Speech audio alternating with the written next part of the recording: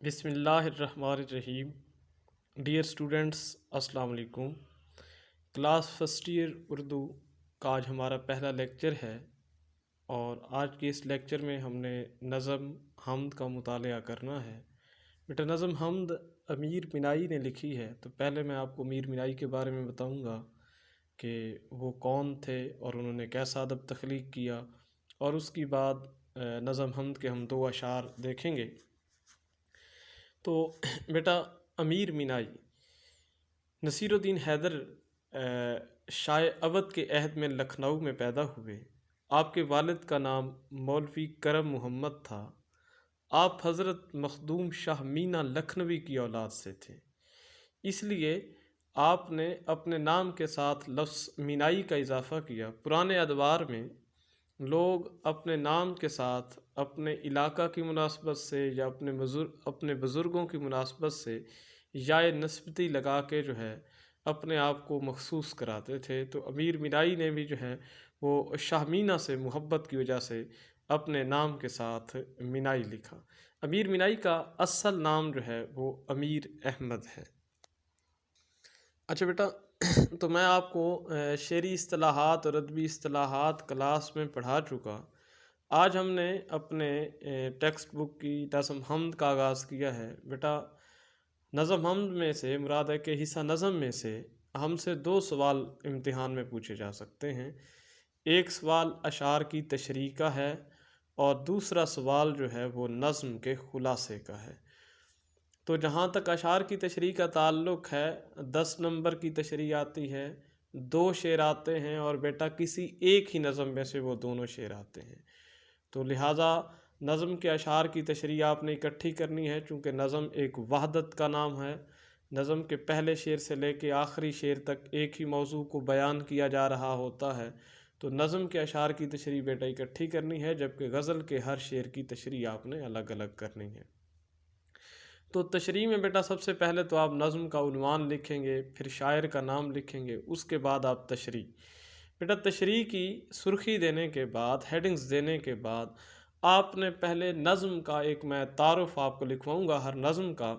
تو اس نظم میں سے جو بھی شعر آ جائے، آپ ان کی تشریح کرنے سے پہلے وہ تعارفی عبارت لکھیں گے۔ تعارفی عبارت کی ہیڈنگز نہیں دیں گے، یہ تعارفی عبارت آپ کے سامنے ہے کہ یہ نظم موضوع کے لحاظ سے ایک حمد ہے۔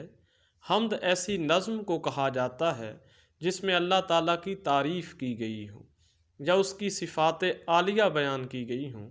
اس نظم کے شاعر امیر مینائی کا تعلق ایک صوفی خاندان سے تھا۔ انہوں نے تمام اصناف میں شاعری کی، لیکن حمد و نعت کی طرف زیادہ رجحان رہا۔ ان کے حمدیہ اور نعتیہ کلام میں آمد کا رنگ غالب ہے۔ تو یہ بیٹا تعارفی عبارت آپ نے نظم حمد کے کسی بھی شعر کی تشریح سے پہلے لکھنی ہے۔ اس کے بعد لکھنے کے بعد آپ نے دوبارہ تشریح کی ہیڈنگز نہیں دینی۔ ہیڈنگ آپ پہلے دیکھ چکے ہوں گے، اب آپ نے لکھنا شروع کر دینا ہے کہ تشریح طلب شعر میں شاعر یہ بات کہتا ہے۔ تو تشریح سے پہلے آپ بیٹا مفہوم لکھا کریں۔ مفہوم شعر کا مختصر ہوتا ہے، 2 لائنوں سے ایک شعر کا مفہوم زیادہ نہیں ہونا چاہیے۔ اگر نظم کے دونوں اشعار کی تشریح آپ اکٹھی کرنا چاہ رہے ہیں تو پھر آپ کا مفہوم دونوں اشعار کا 4 لائنوں پہ مشتمل ہونا چاہیے۔ تو اب بیٹا نظم حمد کو ہم دیکھتے ہیں۔ تو بیٹا نظم حمد امیر احمد امیر مینائی کی نظم حمد دیکھیے گا۔ دوسرا کون ہے جہاں تو ہے، کون جانے تجھے کہاں تو ہے، لاکھ پردوں میں ہے تو بے پردہ، 100 نشانوں پہ بے نشان تو ہے خلوت میں، تو ہے جلوت میں، کہیں پنہاں کہیں عیاں تو ہے، نہیں تیرے سوا یہاں کوئی، میزباں تو ہے مہماں تو ہے، رنگ تیرا چمن میں بو تیری، خوب دیکھا تو باغباں تو ہے، محرم راز تو بہت ہیں امیر، جس کو کہتے ہیں رازداں تو ہے۔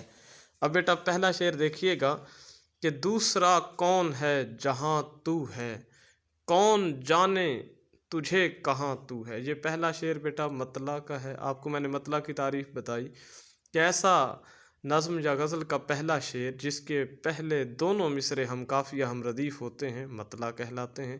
اب اس شعر کا مفہوم دیکھیے گا کہ اے اللہ تیرے سوا یہاں کوئی نہیں، لیکن کوئی نہیں جانتا کہ تو کہاں موجود ہے۔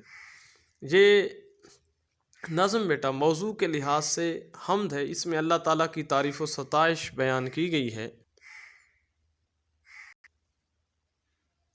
بیٹا شاعر اللہ کی حمد و ثنا اس شعر میں بیان کرتے ہوئے اس کی عظمت کو بیان کر رہا ہے۔ وہ کہتے کہ اللہ حاضر اور ناظر ہے، وہ غائب بھی ہے اور وہ ہر جگہ پہ موجود بھی ہے۔ وہ ہر جگہ پہ موجود ہونے کے باوجود بے نشاں ہے، اور ہر جگہ پہ بے نشاں ہونے کے باوجود ہر جگہ پہ اللہ تعالیٰ کی ذات ہمیں نظر آ رہی ہے۔ تو یوں اس شعر میں شاعر نے اللہ تعالیٰ کی لامحدود ذات و صفات کی تصویر ہمارے سامنے پیش کی ہے۔ شاعر کہتا ہے کہ اے اللہ تو ہر جگہ موجود ہے، جس جگہ تیری ذات ہوتی ہے وہاں کوئی دوسرا نہیں ہوتا۔ تیری ذات بے مثال بھی ہے اور با کمال بھی ہے۔ تیرے ہوتے کسی کے اندر اتنا حوصلہ اور ہمت کہاں کے سامنے آئے۔ سب تیرے سامنے عاجز ہوتے ہیں اور تو سب پر غالب نظر آتا ہے۔ ہر جگہ تیری حکومت ہے، تیرا ہی حکم ہے، جس کے سب ہی فرما روا نظر آتے ہیں۔ وہ کسی شاعر نے بڑی خوبصورت بات کہی تھی کہ تو ہی اول ہے، تو ہی آخر ہے، تو ہی باطن ہے، تو ہی ظاہر ہے۔ یہ بیٹے حوالہ کے اشعار آپ کو تشریح میں لکھنے ہوں گے، یا آپ کو آخر میں لکھ کے بھی دے دوں گا، تو آپ نے یہ نوٹ کر لینے ہیں۔ شاعر اللہ تعالیٰ کی عظمت بیان کرتے ہوئے دوسرے مصرع میں عرض کرتے ہیں کہ جب یہ کائنات مارز وجود میں آئی ہے، انسان خدا کی تلاش میں سرگرداں ہے۔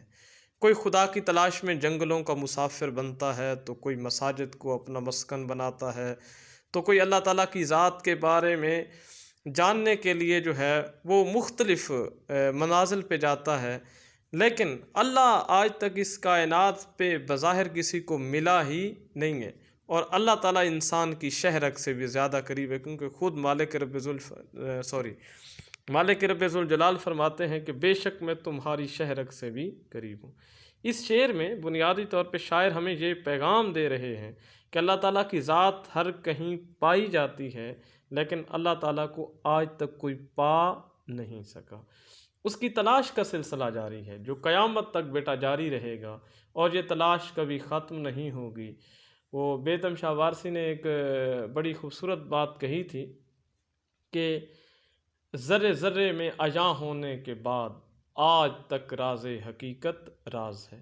یہ شعر دراصل انسان کی محدودیت کی طرف اشارہ ہے کہ وہ اتنا علم رکھنے کے باوجود بھی ایک محدود مخلوق ہے بیٹا، اور اللہ تعالیٰ جو ہے وہ لامحدود، کیا کہ جو لامحدود خالق کو دیکھنے کی صلاحیت نہیں، انسان جو ہے وہ محدود ہے، وہ لامحدود خدا کو نہیں دیکھ سکتا۔ اللہ تعالیٰ نے قرآن میں سورہ انعام آیت نمبر 103 میں فرمایا کہ کوئی آنکھ اس کا احاطہ نہیں کر سکتے، کوئی آنکھ اس کو مراد ہے کہ ظاہراً پورا پا نہیں سکتی۔ اس لیے ایک شاعر نے اس کی طرف خوبصورت اشارہ کیا ہے، وہ کہتا ہے کہ اس جان دو عالم کا جلوہ تو پردے میں بھی ہے بے پردہ بھی ہے۔ تو دوسرا شعر اس نظم کا دیکھیے گا بیٹا کہ لاکھ پردوں میں ہے تو بے پردہ، 100 نشانوں پہ بے نشان تو ہے۔ اس شعر کا مفہوم دیکھیے گا کہ تیری نشانیاں ہر سو بکھری ہوئی ہیں، لیکن پھر بھی تیرا نشان نہیں ملتا۔ شعر کی بیٹا تشریح دیکھیے گا بیٹا، پہلے شعر کی طرح اس شعر میں بھی اللہ تعالیٰ کی ذات و صفات کی عظمت اور لامحدودیت کو شاعر نے موضوع بحث بنایا ہے۔ شاعر کہتا ہے کہ اے اللہ تیری ذات ان گنت پردوں کے اندر پوشیدہ ہے، لیکن تیری عظمت یہ ہے کہ تو نہاں ہو کر بھی عیاں ہے، تو پوشیدہ ہے اور سب پر ظاہر بھی ہے، تو نظر نہیں آتا لیکن تجھے سبھی دیکھتے ہیں۔ اے اللہ اگر ہم تیری دی ہوئی آنکھیں اوپر اٹھائیں تو ہمیں نیلے رنگ کا ایک پردہ نظر آتا ہے، جسے ہم آسمان کے نام سے جانتے ہیں۔ 7 آسمانوں کے یہ 7 پردے ہیں، اس کے بعد سدرۃ المنتہا کا مقام ہے، پھر عرش معلیٰ کا عرفہ مقام ہے۔ اتنے پردوں کے باوجود تو ہر انسان کو دکھائی دیتا ہے۔ مظفر وارسی اس حوالے سے بڑی خوبصورت جو ہے وہ عکاسی کرتے ہیں کہ کوئی تو ہے جو نظام ہستی چلا رہا ہے وہی خدا ہے، دکھائی بھی جو نہ دے نظر بھی جو آ رہا ہے وہی خدا ہے۔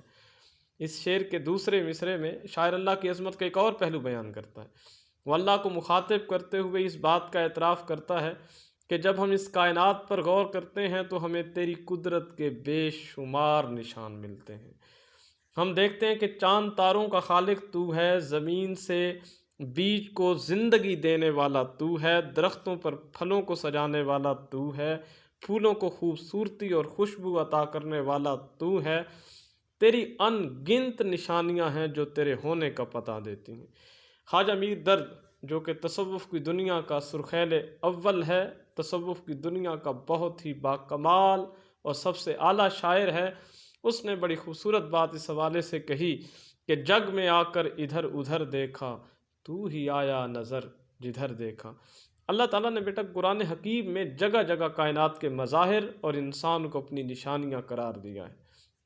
وہ عقل والوں کو ان پر غور و فکر کی دعوت دیتا ہے، اس لیے وہ اہل ایمان اور عقل والوں کی تعریف کرتے ہوئے کہتا ہے کہ اٹھتے بیٹھتے اللہ کی تخلیقات پر غور و فکر کرتے ہیں۔ اللہ تعالیٰ نے قرآن پاک میں فرمایا کہ کیا عقل والے اور بے سمجھ لوگ برابر ہو سکتے ہیں؟ نہیں ہو سکتے۔ عقل والوں کا مقام اسی لیے اعلیٰ ہے کہ وہ جانتے ہیں اور وہ چیزوں سے جان کے اس ذات باری تعالیٰ کا سراغ لگانے میں جو ہے کامیاب ہوتے ہیں۔ بہرحال المختصر شاعر اپنی محدودیت کا اعتراف کرتا ہے اس شعر میں، اور ان سب نشانیوں کے باوجود اللہ کی ذات کو بے نشان قرار دیتا ہے۔ شاعر ہمیں ایک پیغام اس شعر میں یہ بھی دیتا ہے کہ اللہ لاکھ پردوں کے باوجود سب کے سامنے ظاہر بھی ہے، اور ان گنت نشانیوں کے باوجود بے نشان بھی ہونا اسی کی پہچان ہے۔ تو بیٹا یہ دو شعر ہیں، تو جو حوالے کے اشعار ہیں بیٹا وہ آپ دیکھ لیجئے۔ پہلے شعر کے لیے بیٹا یہ آپ نے دو شعر لکھنے ہیں کہ تو ہی اول ہے، تو ہی آخر ہے، تو ہی باطن ہے، تو ہی ظاہر ہے۔ دوسرا شعر پہلے شعر کے لیے ہے کہ ذرے ذرے میں عیاں ہونے کے بعد آج تک راز حقیقت راز ہے۔ دوسرے شعر کے لیے بیٹا آپ نے لکھنا ہے کہ کوئی تو ہے جو نظام ہستی چلا رہا ہے، وہی خدا ہے، دکھائی بھی جو نہ دے نظر بھی جو آ رہا ہے، وہی خدا ہے۔ اور دوسرا شعر بیٹا دوسرے شعر کے لیے آپ نے لکھنا ہے کہ جگ میں آ کر ادھر ادھر دیکھا، تو ہی آیا نظر جدھر دیکھا۔ یہ آپ نے حوالے کے لیے اشعار تیار کرنے ہیں بیٹا۔ یہ دو اشعار میں نے آپ کو پڑھا دیے، اگر اس میں سے آپ کو کوئی بات سمجھ نہ آئے تو بیٹا آپ نے واٹس ایپ گروپ میں جو ہے وہ اپنا پیغام بھیج دینا ہے، اپنا سوال بھیج دینا ہے، آپ کو اس کا جواب دیا جائے گا۔ اور یہ ایک ہفتے کی کلاسز ہیں ایسے، تو آپ بیٹا ان کو لے کے چلیں، تو انشاءاللہ پھر جیسے ہی کلاسز ہوتی ہیں تو دوبارہ جو ہے اگر آپ کو کوئی سوال باقی ہوگا تو آپ کو بتایا جائے گا، لیکن بیٹا یہ سلیبس آپ کا کور اپ ہو جائے گا، تو آپ نے اس کو اچھے طریقے سے دیکھنا ہے تاکہ آپ کو جو ہے وہ پورے طور پہ سمجھ آ سکے۔ والسلام۔